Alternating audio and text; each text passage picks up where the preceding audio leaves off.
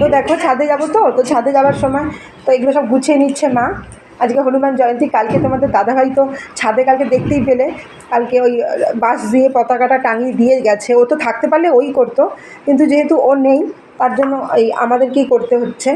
আর মাই করে দেবে, আর ও সব জোগাড় করে দিয়েই গেছে, কিনে কাটে দিয়ে গেছে। তো মা আমি একটু পরেই ছাদে যাব।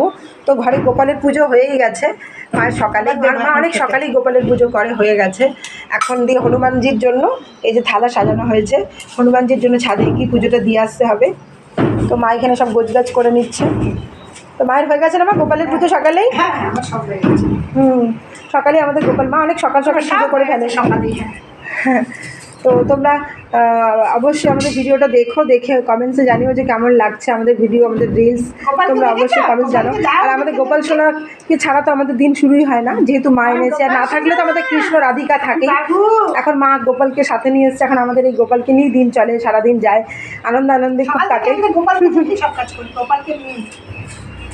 এই দেখো ছোটো গোপাল বড় গোপাল বসে আছে। তো তোমরাও তো অনেকেই গোপাল রাখো, আর যারা রাখো না তারাও চেষ্টা করো গোপালকে রাখার। গোপাল বাড়িতে থাকলে তোমাদেরও ভালোই লাগবে। গোপাল একটা ছোট্ট বাচ্চা থাকলে যা হয়, বাচ্চার জন্য বেশি টেক কেয়ার করতে হয়। এই যে মা সবসময় করে ওদের জন্য, সারাক্ষণ মানে মায়ের ওদেরকে দিয়েই দিন, ওদেরকে দিয়েই রাত। তার মাঝখানে আমরা পরে থাকি, আগে ওরাই থাকে। তো এখন গোপালের পুজো যেহেতু সকাল সকাল হয়ে গেছে, তো এই জন্য এই যে হনুমানজির জন্য। আর তোমাদের দাদাভাই বারবার করে ফোনে জানাচ্ছে যে পুজো হয়ে গেছে, পুজো হয়ে গেছে। ওর একটু দেখার ইচ্ছে ছিল।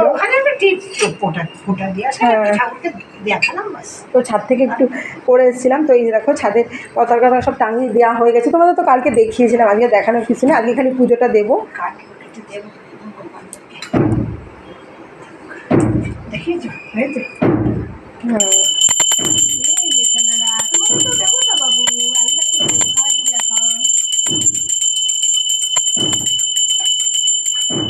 তুই ওখানে টেবিলে প্রসাদ আছে, খাবি?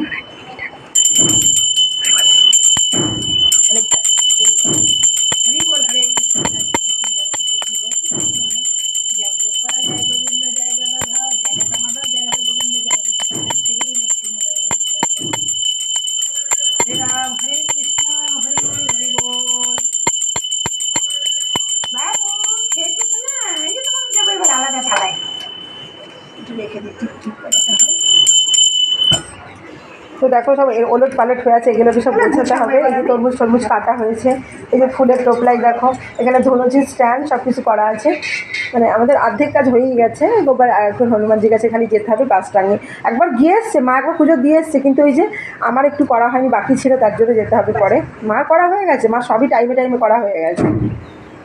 মা পুজোর ব্যাপারটাতে মা একটু অনেক আগেই করে, বাকি খাওয়া দাওয়া পরে। আমার মায়ের কথা হচ্ছে খাওয়া দাওয়া তো সারাদিন লেগেই থাকবে, কিন্তু পুজোটা সবার আগে। তো তোমরা কী বলো, যেটা মা বলছে সেটা কি ঠিক তো, না কি? অবশ্যই কমেন্টসে জানিও।